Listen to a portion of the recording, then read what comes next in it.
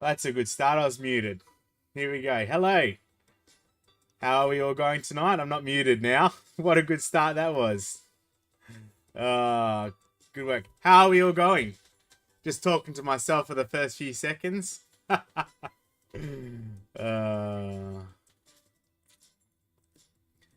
how's your week been? We'll just let everyone join. I've been talking to myself for the last few minutes. So that's a good start.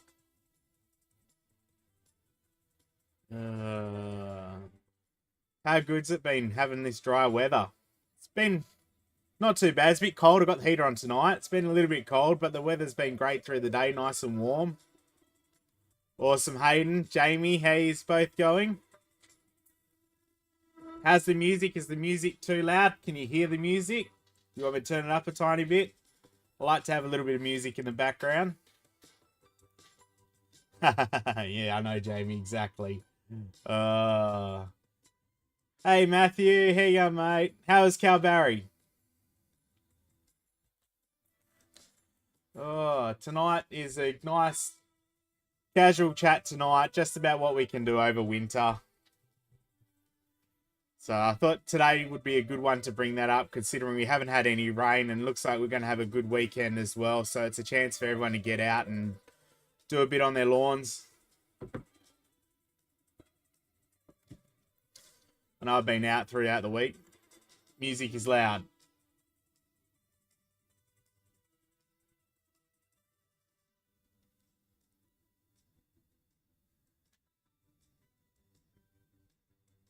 All right, hopefully that's spot on now.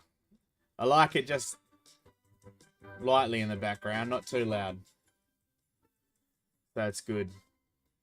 Yeah, too much work, not enough play. Yeah, I hear ya. Yeah, I've been doing a bit more lately, so a lot setting up this stream, which is ongoing. There's just so much to do. Every time I listen to it and listen to the playback and debrief, I always find something I really need to edit and sort out, and so yeah, it's been fun. Yeah, mate. Ask away again. Same thing tonight. If you got any questions on our topic that we're going to talk about, even if we go off topic slightly, yeah, that's all good. So yeah, feel free to ask. Tonight's topic is on what we can do over winter. Again, I thought tonight would be a good one for it because obviously no rain. Hey David, how you going? So have those questions ready. We'll start off. And now we seem to have most people in here. Bradley, how you going, mate? Good to have you here this week. So when I'm talking lawns, and this is all year round, but we'll talk winter in particular, is I like to make the comment of before we do anything, to try and get out onto your lawn weekly, and obviously on a dry day, not always when it's wet. It's hard to see when it's wet, but there is things that you can see when it is a little bit wet as well. But the biggest thing I always try and teach people is you got to read your lawn. Reading your lawn is the biggest thing you can do. It's the biggest benefit you can do to help determine what you do in your next steps. So your lawn will give signs, and we know a couple of common ones. When you start to see a little bit of discoloration, it's normally generally due to, this is when it's discoloring in larger patches and across the lawn. It's generally due that it's ready for nutrients and ready for a feed. You also got, obviously, winter dormancy this time of the year, colour. But generally, you see that lack of colour. And I'm going to turn that one down. I'm going to do that. Okay, we'll mute that.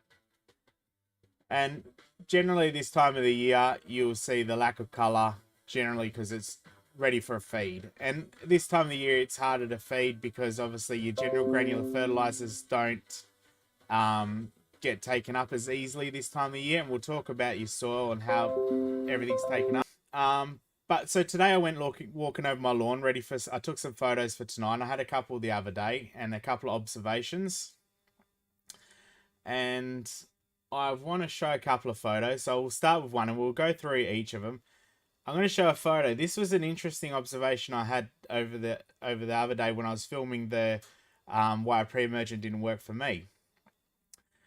And this one here, and hopefully it's not too hard to see. But you can see my lawn, and obviously it's got a few weeds in there. This is in the part that I didn't treat with pre-emergent. I found a spot where it wasn't as weedy. But I got a lot of seed heads just in the area where I haven't used the pre-emergent. And I thought that was really strange. So the areas where I had used pre-emergent, I didn't have seed heads. So this is, again, on my learning part of now I want to try and read the nutrients from the turf and putting the turf under stress so it starts sending out the seed heads. So that's something I really want to research into more on, actually what might have been the cause in this situation. Because it's just really, like, that area where I haven't treated with pre-emergent is absolutely plagued with seed heads.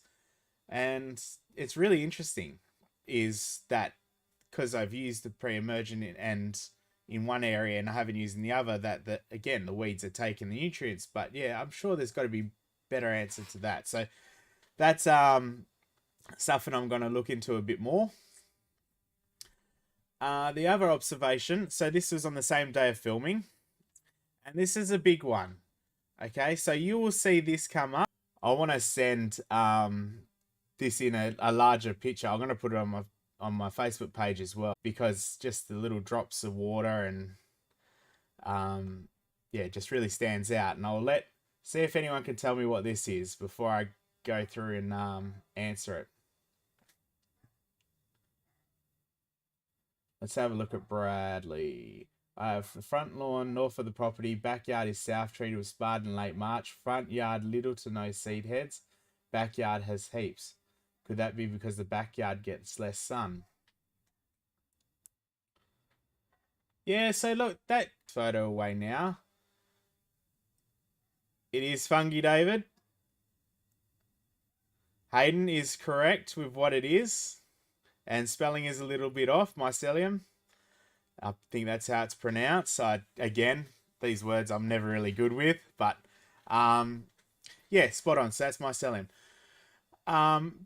With mycelium, it's nothing to be concerned of when you see like that. It's very common this time of the year. However, it can be a sign that fungi could be coming, and in particular dollar spot. So it's just one of those kind of precautions that you got to kind of look at and go, okay, let's assess the situation of what's going on here. Is water sitting around for too long? Is the temperatures are a big one. So with dollar spot, humidity, and which this time of the year is quite common, especially when you do get a little bit of heat, and that cool weather as well creates a bit of a humid environment. And there you go. Jamie's got the scientific name, and I'm absolutely not going to pronounce that one. Thank you, Jamie. But no, so that's one thing to look at. And I had it on most of my lawn on the other day, and it was a really cool morning, and there was a lot of dew. I think if you watch the video, the lawn was really covered in dew, and I think it was about 9:30 in the morning. So that's one thing you can always look out for and just keep an eye on. So now I've seen that, I keep an eye on it just to see if there's any more. And I have got some disease, and I'll show you what I have got in a minute. Back on Brad though. So yeah, so that's an interesting Brad. I'll look into that one as well. So that could be the factor, is because the lawn is in a cooler temperature, it's fighting to keep that health of the lawn up. So it starts sending out seed heads as well, because it's starting to get a little bit stressed. That's the main reason why I know of the seed head. So when a seed head does arrive, it normally does get stressed, and it sends the seed head up to help regenerate itself. So this is something I really want to look into more, and I just thought it was really weird on how it's gone from one spot where it's pre-emergent that's got full of seed heads and the other spot hasn't. So that was one big observation. Obviously the mycelium was another one, and I have got a bit of disease on my lawn as well, which I'll show you in a minute, but no spring dead spot, thankfully, so fingers crossed that stays away. Yeah, a few areas have Jamie. I've had quite a few customers recently just ask about dollar spot and different diseases, so it's very common this time of the year, and we will talk about a little bit of that as well in this video. Dan, yes and no. Again, this is something fungal disease is probably my next area I really want to study a bit more. And I think this is where I'd love to get a microscope and start studying the soil itself as well, and studying tissue of the lawn and start learning a bit more about it. There's a couple of people who do that, and I want to study it a bit more because it's very hard to ID a fungal disease by looking at some are very obvious, some not so obvious, and some look similar to others. So it's got to be yeah, sometimes it's a lot harder to kind of ID. We know the common ones. I mean, it's very obvious to see dollar spot and fairy ring, for example. So stuff, and I want to learn more, and also the effects on different types of lawn. And I know, well, your Kaiku had that small amount of disease, and buffalo seems to not get it as much, I find. So I don't get as many common ones with buffalo. So maybe that longer leaf helps with the disease. So yeah, that's just something to observe, and it's, as I said, it's no cause for concern immediately. Even if dollar spot did come, you can help fix it without using a fungicide. So you can just feed it out and grow the disease out. So again, this is another thing we'll talk about for over winter. This was another one. I'm gonna now, hopefully I've had no more messages come through because that was just going crazy. We'll chuck the music back on. Okay, I've got to learn how to turn that one off. So again, next week I've already got stuff and I've got to work on. Now, this is one that I have observed in my lawn.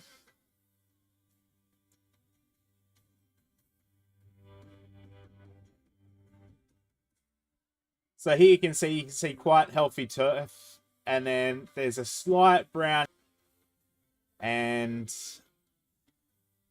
I think, yeah, so I've got a few of these around.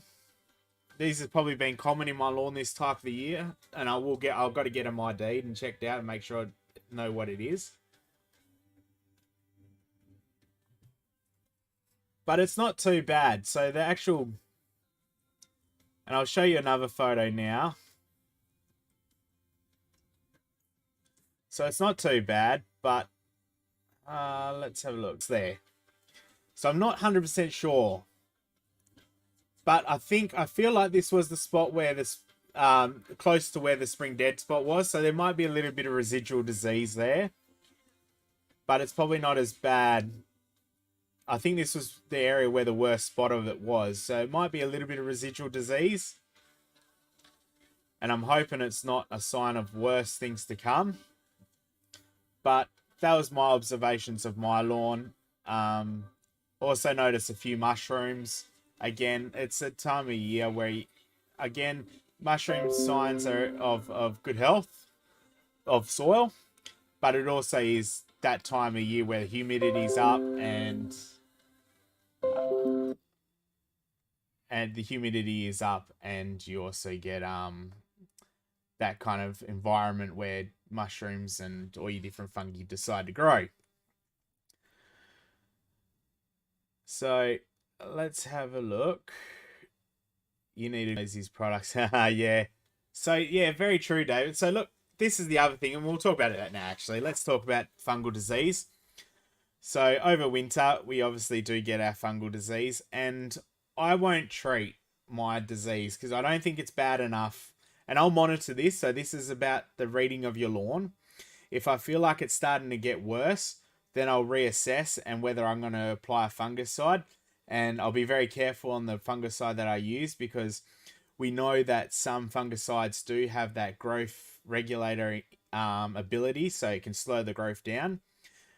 And we know using any insecticides, pesticides, fungicides can cause issues when the lawn isn't in a healthy state. And yeah, the lawn is in fairly decent state at the moment, but it's not the right growing time that I feel is a good time to treat unless it's absolutely necessary. And again, we look at the soil as the zoo beneath our feet. So putting out any chemicals always affects your soil health. So we do it as a last resort. So in this kind of stage that it is now, I might show up a little bit more, and it does hurt obviously when you got such a nice lawn and you do have that kind of showing through.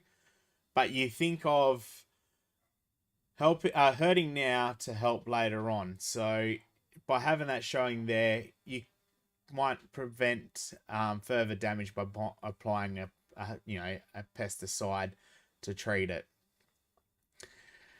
And so that's my advice. Everyone has different advice on this, but my advice is to try and do as minimal as possible.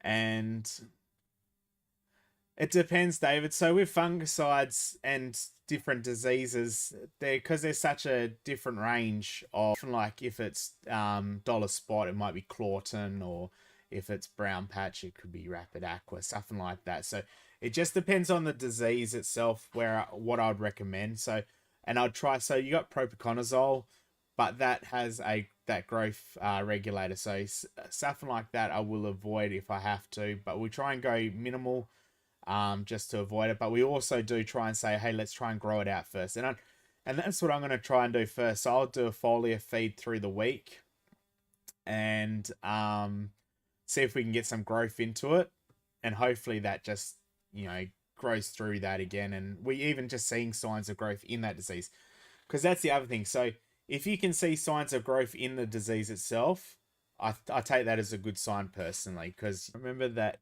from Lewis, I remember that you mentioned a while ago that you applied twice pre-emergent. I applied mine at the start of autumn, so when should I apply the second round? Okay, so yeah, I've done the two-step system, and I have gone a slightly higher rate on the first one. So normally if you go up to that 30-40 mil mark, you only need to apply once, and they'll last for 6 months. But because I find that winter can go for a longer period, like last year went up to December, I'll apply a two-step stage. So I'll do the first one at, you could do 20 to 30 mils. I did 30 mils. I thought an extra 10 mils. And then I'll reapply 4 months later. So I'm coming up to that now in the first couple of weeks of July, where I'll reapply again, and that'll get me through. I'll go the higher rate, and that'll get me through to the end of December, really. So yeah, July to December, 6 months. So that's how I find, and that just plays it safe then for me. And again, I won't be doing any aerating vertimowing until next year now. So when vertimowing, you can disrupt the barrier, the pre-emergent barrier. And this is something I want to trial and test as well, because there's different ideas and theories on this, on that it doesn't break the barrier and that it's all good. And so it's just something I want to check out and for myself, and just see how that all affects. So probably my poor turf will probably cop another beating the next time, probably next year when I do that again, just to see. Now I've seen the pre-emergent versus non-pre-emergent. Now I'll go pre-emergent, non-pre-emergent, aerated, vertimowed, and have different stages just to check it out. So I'll try and get my side lawn in good shape so I can do it on that lawn instead. Yeah, I am, Stephen. I've got the heater. Dad dropped off a heater through the week, and got a gas bottle, so nice gas heater. So it's nice and warm at the moment. Dan, day off. Nah, I need you to help me. Take note. So to summarize on disease is, take note of your lawn. Note any disease, any mycelium that's popping up, and try and observe it often. Every time you can, like once a week. If you can get out there once a week, do a walk over your lawn, just observe your lawn. Observe any new disease, any disease changes, feeding changes, anything like that. That will certainly benefit you going ahead in the long run on how we plan to treat a disease or manage a disease, and how we ensure that it doesn't get worse. Soil health, your micro fungi, and that's probably where a lot of my courses have come from, doing microscope courses. And again, that would be something I'd love, and I'd love to be able to go through on a microscope and have it live linked here so you can see what I'm looking at, because that'd be absolutely awesome to me. So let's talk a little bit soil health over winter. Now, it to me is the best time to manage soil health, because let's have a think about it. Say if your soil was hydrophobic and through spring, summer, it wasn't allowing any water through. When you get so much heavy rain, all that water ends up just getting forced into the soil, breaks through that hydrophobic soil just because there's just so heavy. And to get your products into the soil, to break down that barrier and get some good nutrition into your soil. So rather than looking for a wetting agent with a retaining agent in it, because we don't want to retain water over winter, we look for more of a straighter penetrant to help push any water straight through and make it move effectively through winter. Then we can look at seaweeds. So seaweeds will help feed your soil microbes and also helps with lawn stress. And this is something I've used every 4 weeks over the year. And we can then start looking at conditioning the soil itself with your humic acids, your fulvic acids, there's different minerals out there as well that you can add to your soil that helps just build the soil health up a bit, ready for springing. But once you start doing that, then you just got to maintain it. From spring, just maintain it from there on. Let's have a look.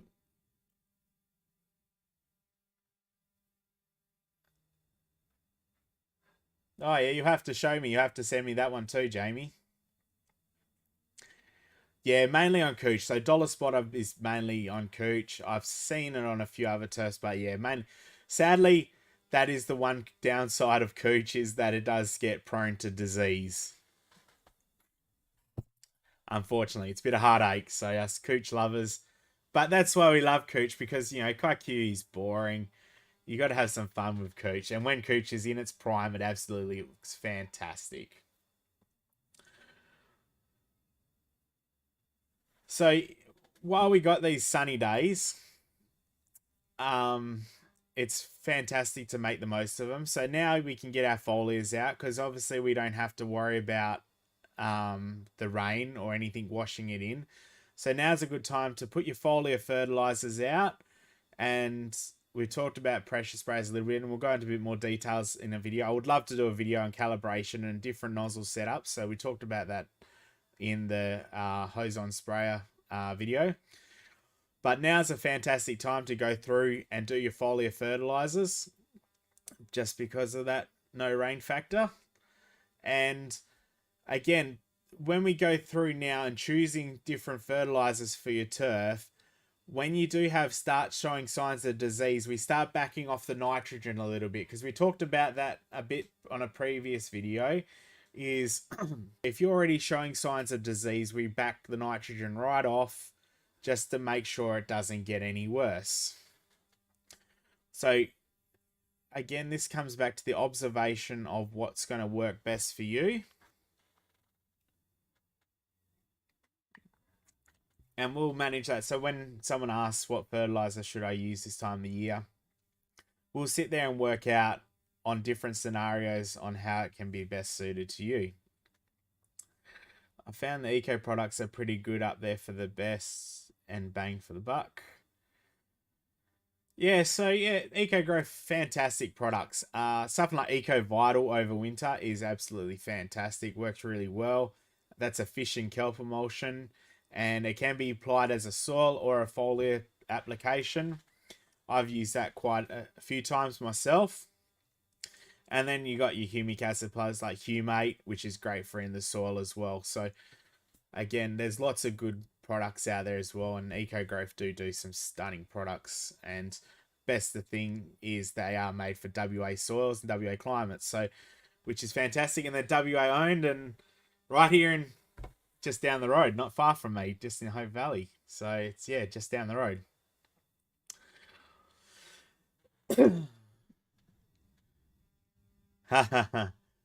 Yeah, I'm not making any comments on Kaikui versus Cooch tonight. I think I'd touch base on that every single week. Bradley, I did Turfic Green Plus on the weekend for the first time and saw good results over the sunny days after. Fantastic, Bradley. It's great product. How much? Can I ask how much water you used? So this was the other big thing, and this again comes back to sprayers. Is we'll go through and ask how much water you're using and try and set you up to suit what you're putting out for how much water you're using. So that's another good thing as well. The big one though for winter feeding is that the use of a granular fertilizer. So this is a massive talking point, and I suppose everyone again has a different opinion on that. And my opinion is that you can use a normal granular fertilizer over winter, but we do really slow it down to little and often. So although the take up is a lot slower, it still does happen, and especially on a sunny day, it helps a little bit more. But I try and focus on products that are more suited to that kind of temperature range. But of course, you can use a normal fertilizer over winter and as every 4 weeks, just that little bit and little and often. But the microbes are still active and they still need to be looked after. That's why we talk about soil health all year round, not just get to winter and like, okay, I've had enough now, we'll just let it go until spring. We try and look after it all year round, but we keep that minimalist approach over winter. And I think that's the best thing now. So when I'm talking about best preparing ourselves for spring, is we don't focus on that, okay, now it's cold, we don't do nothing, we just let it live until spring comes along. We go very, very minimalist. Light feeds, often feeds, and just keep it as healthy as possible until spring. So once those temperatures start warming up and the soil temperatures get higher, then everything will start kicking into gear and you'll be ready to go. Let's have a look. About 100 millimeters of lawn, use 5 liters to cover. Yeah, so that's good. That's fine. Yeah, so it says between 5 and 7 liters of water. So yeah, you're in that good range there. Oh no, do you? Oh, I don't want to talk about kikuing, coach. Oh, how much have you got, Brad? So let's hear some other questions. Has anyone else got any other questions on what we can do over winter? And let's feed the topic a little bit more. We do know there's a great range of products out there, and we won't go into too many different products out there. But on the granular fertilizer side, there's a couple that's suited to winter. And I'm going to cough you. Hang on.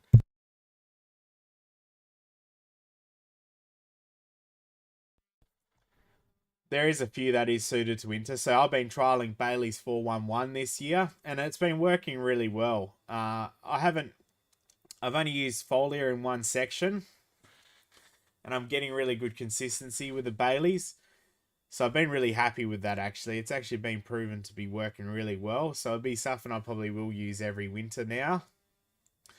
I have got a spot which I forgot to take a photo with. I do have photos there.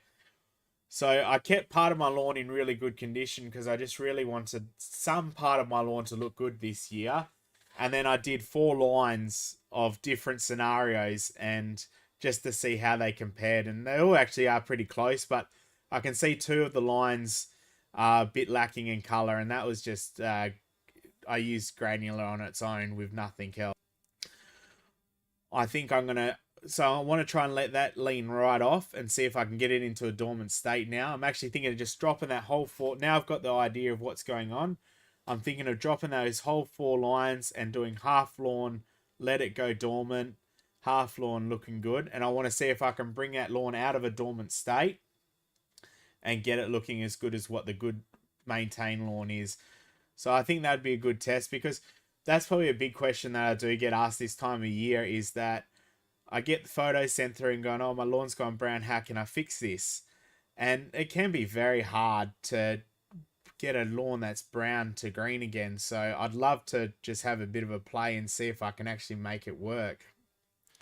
Just so we can it better prepares us already for spring.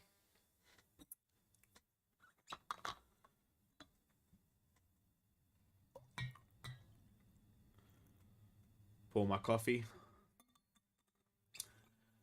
So retic, yeah. So retic this time of the year, we obviously know retic's been turned off. I turned mine off and I didn't mention it in the last video. So I turned mine off in March. I put it on once every now and then just to give it a bit of a run. Just over, probably did it once a fortnight just to give it a good water. Over winter, it is a great time to get the maintenance done, because obviously when spring starts, we want to be able to go in and get everything going straight away. We don't want to have to do repairs this spring. And this is the big thing as well, is, and I was talking a little bit on last video, is how to now plan yourself so when next year comes, like when spring comes, you're ready to go. We don't want to get to, say, spring and all of a sudden retic's broken and you're trying to ring a repair person to come fix the retic if it's a really bad situation, and they're already booked out because they've got. Thing I learned when I was working in air conditioning, and you'd get to the first hot day, like spring would start and it'd be cool, and then you get that first day where it's high 30s, and then all of a sudden it's bang, the phones have gone crazy because everyone needs air conditioning and everyone wants it right now. So this is how I use winter to plan how I prepare for that, how everything's going. I'll do a catch-up test. I do a catch-up test probably 3 times a year. And I'll do the catch-up test just to see how everything's tracking. And then I'll make my adjustments. If anything needs issues, I'll get it sorted in August. And then again in March, and that last time before I shut it off, I'll do another catch-up test just to make sure everything's set ready for winter. And we have a bore, so sure the seals are sorted. And you heard in the video that I had the bore die a couple of years ago. Christmas until September, I didn't touch it, and it was hard. You drove past it every day, and it walked out and looked at it and going, "Oh my gosh, this is tough." So, again, yeah, get that retic checked out before spring hits and get onto the contractor. If it is a big repair, get onto it early before that season hits. Otherwise, yeah, you're starting off on a bad foot. Autumn now, probably March, and that'll bring me into winter without thatch, because over winter, we know if there's a build-up of thatch, it can hold water, and that can also lead to what a disease causes a disease. So coming into winter with no thatch or minimal thatch is way I feel is going to be way I plan my year now. Let's have a look.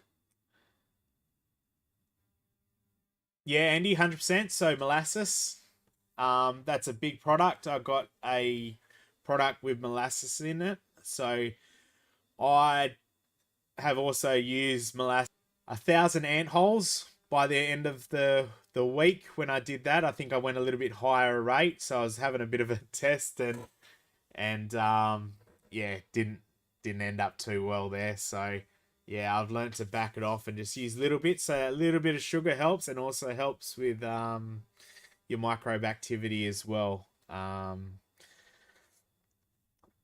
What we got? Dan, I did dormant cooch with 411. Seemed to improve. I want to test a buff next year. Magnesium. Yep, there's the iron and manganese. But yeah, Buffalo would be the one that I want to try, and Zoysia. So both Buffalo and Zoysia seem to go into a dormant state a lot faster than the rest of the turfs.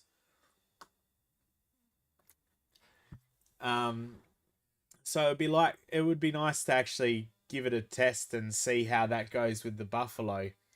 And you might even have, I don't know if you've got a Buffalo at the moment that's needing that bit of help, so we could probably do a test on that. But yeah, so that's probably my testing for, this year. This part of the year now is just to try and work out if we can get a lawn out of dormant state, and hopefully it goes in.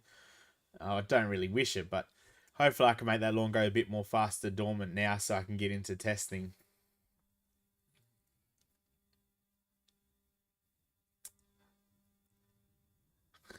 Yeah, no more aircons now, Jamie. Thankfully. But yeah, small doses, that we don't want that. So yeah, feel free. Any other questions? And yeah, always happy to answer those. What else we got here? The other thing is when plan for spring, is you want to have a bit of an idea on what your goal is as well. So this time of the year, I'm planning out on height of cut, on different achievements I want to get this year. So all that kind of planning stage. So this time of the year, it's all planning.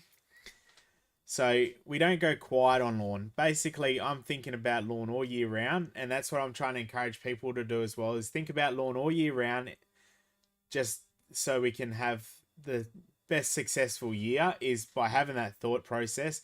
So right now I'm thinking about how high I want my lawn cut in lawn with minimal nitrogen. So I'm going to work out if I'm going to add a bit more nitrogen. And I kind of debrief off what last year was like. And that's how I plan for next year. And I think that's how I do with the program. So I've got to send out some refreshers. And I'm just going through typing out the questions on how I do that now. And I've just brought up a few now. And I've got a couple of people that I've got to send this to as well. But the main thing now is we debrief on what we did last year. I'll sit there and say, okay, so how did you feel last year went? What was your good parts of your lawn maintenance? What went really well?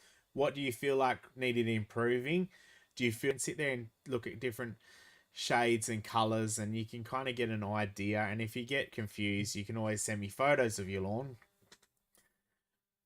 But we kind of work out going, okay, you happy with your height of cut? Do you want it high? Do you want it lower? Was it hard to maintain? How often were you mowing?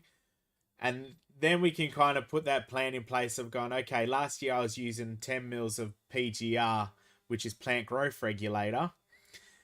10 mils of PGR to help control the length of the grass. So when you cut it, you weren't taking was I mowing too often, or do I want to mow less? So a lot of those type of questions, and it's probably more for your avid, serious lawny, these type of questions on that PGR side of things where you kind of debrief on how your year went. But you can do it on a small scale as well, because you can sit there and you look at your lawn going, oh, I really enjoyed my lawn, but I couldn't, so I can get a chance to do the videos and do the streams, because I'd like to talk about lawn, and I'll talk about it with all my customers and how we can plan for the future and for our future maintenance.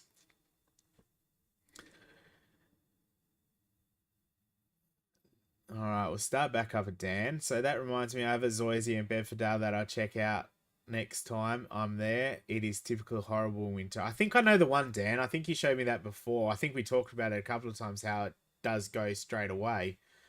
So yeah, that good to check that one out for me. Thinking of retic, what is the best time to add more sprinklers? That is considering breaking into the lawn in winter while dormant. Ah, great question. Yeah, I like that one. Okay. So that is a good question, because yeah, you're breaking into that grass. Say if you did your catch cup test in, and this is, say, let's use this scenario that you just bought a new house. You just bought a house coming into winter, and you've just done a catch-up test because you want to look after your lawn. Go through, do your catch-up test, and you realize you need a new sprinkler in a different spot because you're not getting head-to-head coverage, and we know mine doesn't have when it's not at that peak heat period. So let's use this year's example. We got to late February, and we noticed that it was getting cooler, and I only had to water once a week at that point. So the lawn wasn't reliant on that point, yet I was still getting really good growth. You can get the same at spring as well. And again, this is probably why I focus on the pre-planning and getting, because you can check it over winter going, okay, I know I need a sprinkler here. I'm going to ring a contractor here. Hey, look, can we book this in for spring and get this sorted out on such and such date in spring? So we know the lawn's already starting to recover the second it's done.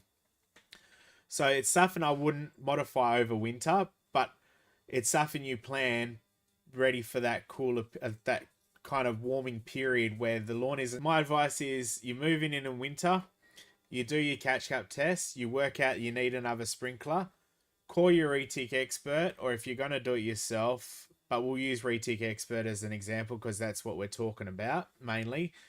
because we can, if you're doing it yourself, same thing. It's in spring, but we're trying to plan. So if we're going to get a retic expert in, so you get him in through winter and say, hey, look, I think I need a sprinkler over here. You show them the catch cup results and they'll say, yeah, yep, I can see this. We'll go through and we can put another sprinkler in, saying, okay, can we do this in spring? Can you give me a date in spring and we'll focus on that to do that so I got the best recovery? That would be my advice, and hopefully that's answered the question there. Let's have a look.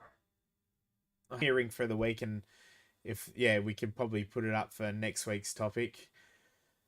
Mowing in winter, is it best to do it on a sunny day after the lawn has warmed up in the arvo, or early when there's still dew but more sunlight during the day? Tell you what, this one is probably best for Dan to answer. However, I do have a bit of my own thought process of it. So someone like Dan, who is a mowing contractor, has no choice. When I went out on the lawn the other day, it was still dewy at 9:30, and then 10 a.m. I was still walking in and the lawn was dewy. So for someone like Dan, he's got no choice on he has to mow. Ideally, if I was to mow my lawn, I don't want to walk over a dewy lawn to mow my lawn. So I'd be waiting on a drier day in the afternoon once the dew has gone. Probably at this time of the year, after lunch sometime would be my choice. If you're FIFO, don't have that option, I'd treat it the same as a contractor.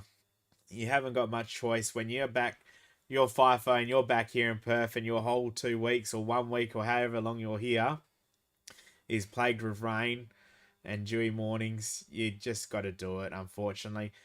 Again, the same principle applies over winter as what it does over summer. Try not to cut off more than 1/3. So even if you go through and say, okay, we're trying to keep the length longer in winter. So at the moment, I had my lawn maintained at 15 mils and I haven't cut it for probably, Dan, how long haven't I cut my lawn? Probably just over a month now. And it's probably gone up to about 20 mils.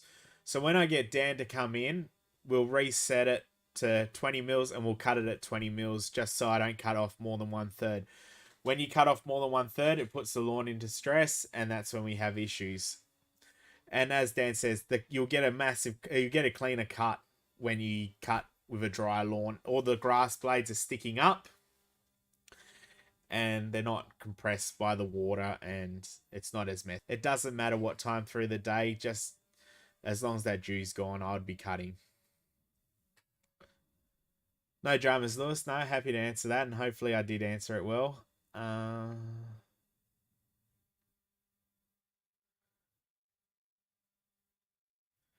And yeah, as David said, like Dan's is the same, and my cooch is the same. When you do look after, like when you do maintain your lawn all year round, you will get a steady growth throughout winter. So I'm still getting quite a bit of growth on mine, and I've let it go really long now. So you can still get that growth over winter. So don't think that's the mentality I'm trying to help create, is when you're coming into winter, don't have that thought of, okay, it's winter now, I'm going to stop. Think of what we can do to keep this as grow. It doesn't completely stop unless you let it stop. If you completely stop nutrients and anything like that, it will stop and it'll go dormant. And I'll show a few photos once it comes to August. And my lawn, we've seen in the video, it's still green now, and I'll do another photo shoot when end of July, and we'll just show you the different stages, difference between now and July, and difference between the end of August. Just to show that you can keep a nice green lawn all year round. 9th of May. There you go. So I haven't cut my lawn. It is long. It is quite long now. So crazy. So I think that covers most things. Obviously, if you got any more questions, please feel free to ask. If I've missed anything, I'm just going through my notes now, just having a look make sure I haven't missed anything. But yeah, the big thing is making the most of those sunny days now. Right now, this weekend is going to be fantastic for getting products out on the lawn.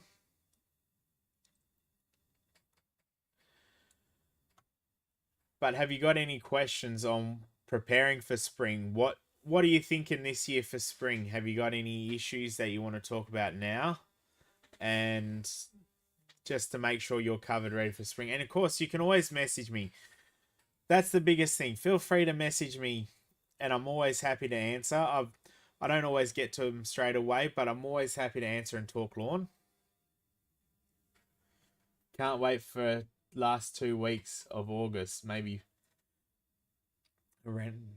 first week of September. Dan renovating mine, and I'm redoing my irrigation. You're invited. Yeah, I'll probably be running a few catches this year. Don't worry about that. I think Dan's already lined me up on a few jobs already to run some catches with him. So yeah, that could be a bit of fun, bit of exercise. So I always enjoy that. But no, that's covered, I think, pretty much most of my notes, which is fantastic. I think I've touched base on most things. The next video, I'm hoping to do the next video. I don't think it's going to be next week. I was trying to get a video out every week, but it does get hard to be able to do a video every week. And I'm trying to figure out how I'm going to do this video to make it entertaining. Because at the moment, I don't have the microphone for the camera. So it's hard to actually be out there and taking footage without the audio sounding horrible. The next video I wanted to do was on how I manage weeds through winter. And we can talk a little bit about that tonight. Before we go, while the last few questions are coming through. So the next video I'd like to do is on how I manage weeds. I personally don't spray for weeds until it's pretty much weed infested. I think I made note in the video, the last video on what happened to my lawn, why didn't pre-emergent work, was I had been starting to hand pull it because there wasn't so many in there. And you've got to the point where it's like my side patch there where it's completely weed infested. I will continue to mow. So I'll do my mow, say, now and just see what's left. And if it does look a bit ordinary after a mow and you can still notice the weeds there, I'll probably do a spray after that till spring. So I'll probably do one, maybe even late August, early spring. I'll do another spray. Another mow, and then we'll see what pops up. And if it's only minimal, I will just pull those out. So it's yeah, so that's, I don't like to use a lot of chemicals, although I sell it. I don't like to use a lot of chemicals just for the factor of looking after the soil health. Hey Matt, how you going? Oh, it's freezing in Perth, so I bet you it's freezing in Tassie. If it's, I think, oh, what's the temperature? I don't even know what the temperature is at the moment, but I got the heater on. So yeah, I can imagine it being pretty freezing in Tassie. You'll probably be getting a little bit of snow at some point.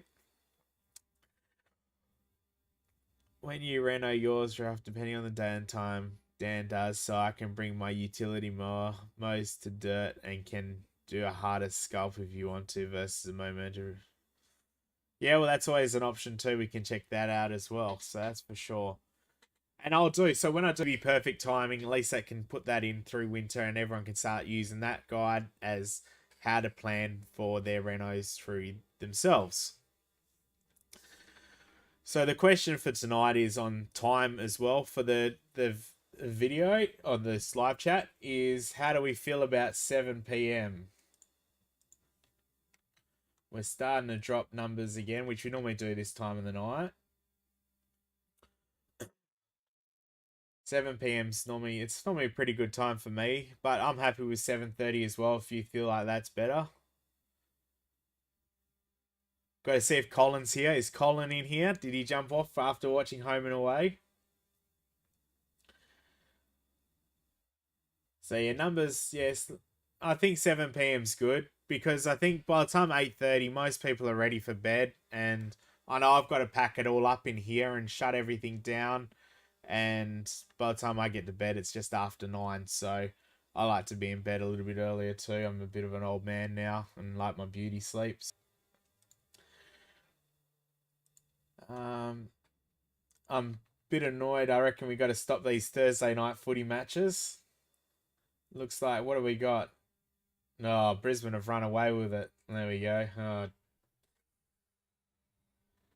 Okay. Well, I predicted Brisbane to win, but my margin was only 9 points, so I'm a bit off with that. With them looking like they've won by, well, they're going to win by 47. Yeah. Okay. Let's hope Freo have a win. But yeah, 7 p.m. I feels good because although I'm WA based and Perth based, I probably will get some Eastern State followers to come. They'll probably end up joining as well because I do sell across the Eastern States, and I do have I talked to quite a few people over there, especially like Matt in Tasmania. So 7 p.m. over there, it's 9 p.m. and it can be a late night once you finish at 10 p.m. So if I start any later, I could lose a few of those viewers as well. And I think my main goal is just talking about lawn, as I'm not. Yeah, I love lawn. We all love lawn. That's why you're here talking to me, or maybe you're just like seeing my face. I don't know. Who knows? Maybe I'll start an OnlyFans and we'll find out. But no, I love talking lawn and I love sharing my knowledge with you guys. And hopefully, as I said, in the next coming months, I can set it up a bit better where I can have some guest speakers as well, and we can share a little bit more from them as well. So on that note, I think we will start wrapping things up and saying goodnight. But any last final questions? We'll do the last question. Good too. I'm struggling to get. I think the hardest thing with the videos is I'm still like now I'm talking to a camera, or I can see myself in the camera now. So I'm talking to my camera. So trying to get over that hurdle has been a tough one. Trying to not sound so. I want to try and sound cheerful in my videos. I don't want it to sound depressing or monotone. So, I want to try and make some enjoyment out of it. So I think that's what's something that's going to take a bit of time to understand and learn how to do. Obviously, my confidence now of speaking to camera and talking to you guys is absolutely through the moon now. I really enjoy this. This is fantastic. But it is still a bit of a hurdle. And I think, I don't know. Yeah. I don't know if it's going to improve how I talk but I'm just trying to be me. I don't want to be anyone else apart from me. So, yeah. Any feedback on that as well throughout any of my videos, please just let me know. Yeah, any criticism's good criticism. So, thank you all for that, and thank you all for the support so far. Anyway, it's been fantastic. So, as I said, it's been a hard hurdle to get over. We got lots of hiccups, lot to learn, and lot more to learn. Thank you for joining me. Thank you for all commenting. Because as I said, this would be so much harder if no one commented and I was sitting here talking to myself. I can do that. I started at the night with no microphone, so I'm good at talking to myself anyway. Dave, Lewis, Jamie, Dan, thank you. Andy, Brad, thank you all. If I missed anyone, Matt, if I've missed anyone, sorry, and thank you all though. But it's fantastic to have you here. Casual chat Sunday afternoon. So look forward to seeing you on the next one.